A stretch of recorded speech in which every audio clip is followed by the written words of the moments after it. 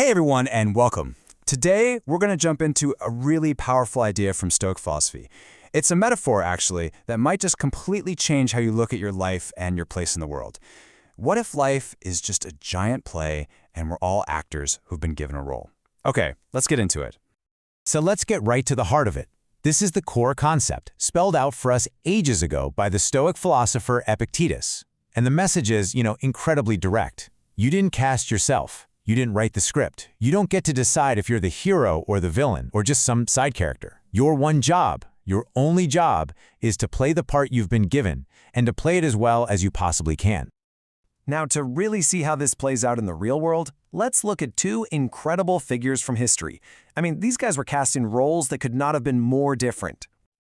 The contrast here is just wow. On one side, you've got Marcus Aurelius, literally the most powerful man on the planet, the emperor of Rome. And on the other side, Epictetus, a man who started his life as a slave, property. Their scripts were polar opposites. So let's talk about Marcus for a second. This was a guy who wanted nothing to do with power. All he really wanted was to be left alone to study philosophy and think about the universe.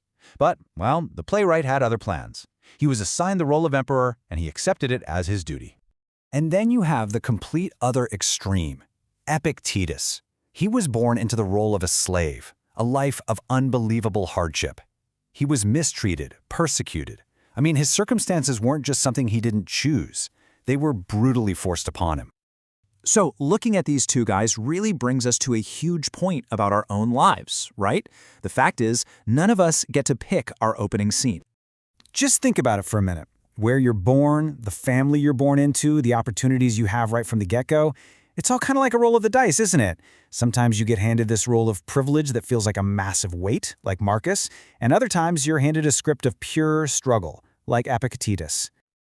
And this all leads to the big question, the one the Stoics really want us to wrestle with. If we're not the ones writing the play, and we're not the casting director, then what in the world is our job? What are we supposed to do? Well, the Stoic answer is so simple, but man, it is profound. It's not about the role. It's never been about the role. It's all about the performance. So here's the big mindset shift they're talking about. Stop complaining about the part.